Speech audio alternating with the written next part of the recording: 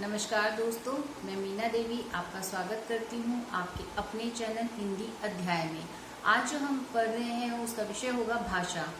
इससे पहले मैं सभी को याद दिलाना चाहूँगी कि आप चैनल को लाइक करें, सब्सक्राइब करें और शेयर करें और इस हिंदी अध्याय चैनल के परिवार का हिस्सा बनते जाएं।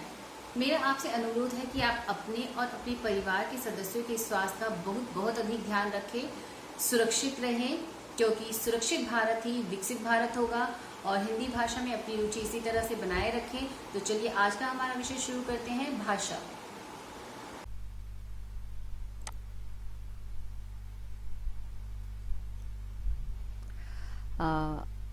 आज का हमारा विषय है भाषा।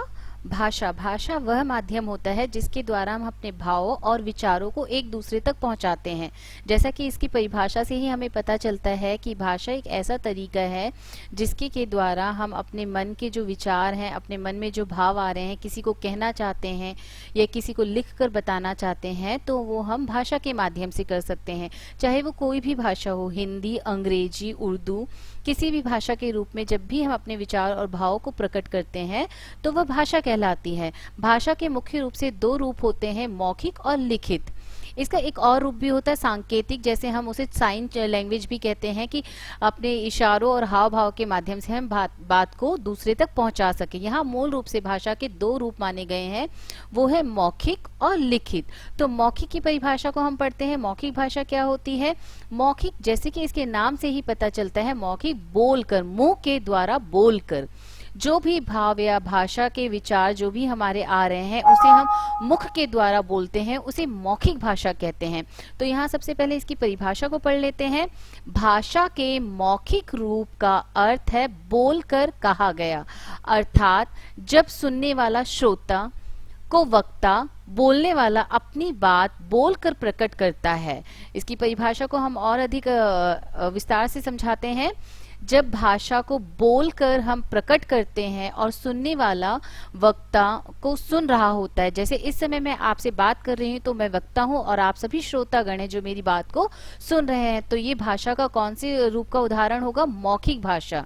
जब भी बोलने वाले की बात श्रोतागण बोलकर सुनकर समझ पा रहा है तो उसे भाषा का मौखिक रूप कहते हैं।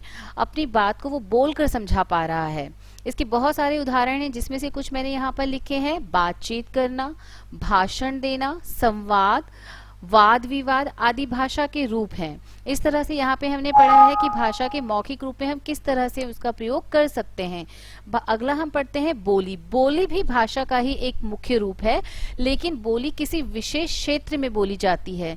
ये संपूर्ण देश भर में ना बोली जाने वाली भाषा है, बल्कि ये किसी क्षेत्र में विशेष रूप से बोली जाती है। जैसे हरियाणा के लोग हरियाणवी भाषा का प्रयोग करते हैं, भोजपुरी बिहार के लोग भी भोजपुरी भाषा का, राजस्थान के लोग राजस्थानी भाषा का। तो किसी क्षेत्र विशेष के द्वारा जो बात की जाने का तरीका होता है उसे बोली कहते हैं, जिसका प्रयोग भारत के विभिन्न क्षेत्रों में किया जाता है। जैसा कि आप सभी को पता है, हमारे यहाँ सभी बहुत क्षेत्रों में, पंजाब में पंजाबी, राजस्थान में राजस्थानी, गुजरात में गुजराती, महाराष्ट्र में मराठी, इस तरह की भाषा। तो ये सभी भाषाएं क्या कहलाती हैं? अपने क्षेत्र विशेष की बोली कहलाती हैं।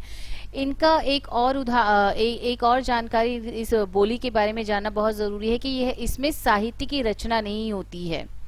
जो बोली होती है वो क्षेत्र विशेष की भाषा होती है और इसमें किसी साहित्य की रचना नहीं की जाती है। अगला हमारा है लिखित रूप। कई बार हम अपने मन और मन के भाव और विचारों को किसी को बताना तो चाहते हैं, लेकिन बोल कर नहीं, लिख कर, तो वो भाषा का लिखित रूप हो जाता है। यहाँ इसकी परिभाषा को पढ़कर और अधिक समझेंगे। जब लिख कर मन के भाव तथा विचारों को प्रकट किया जाता है तो वह भाषा का लिखित रूप कहलाता है। और इसके बहुत सारे उदाहरणों में से मैंने कुछ यहाँ लिखे हैं। लेख, निबंध, कहानी, प्रार्थना पत्र आदि भाषा के लिखित रूप के कुछ उदाहरण हैं। इस तरह से लिखित और मौखिक भाषा का अंतर आप सभी को समझ आया होगा, उम्मीद करती हूँ। आगे हम पढ़ रहे हैं लिपि। लिपि क्या होती है? पहले इसकी परिभाषा को पढ़ लेते हैं, फिर इसको एक्सप्लेन करते हैं। मौखिक ध्वनियों को लिखित रूप में प्रकट करने के लिए निश्चित किए गए चिन्हों की व्यवस्था को लिपि कहते हैं।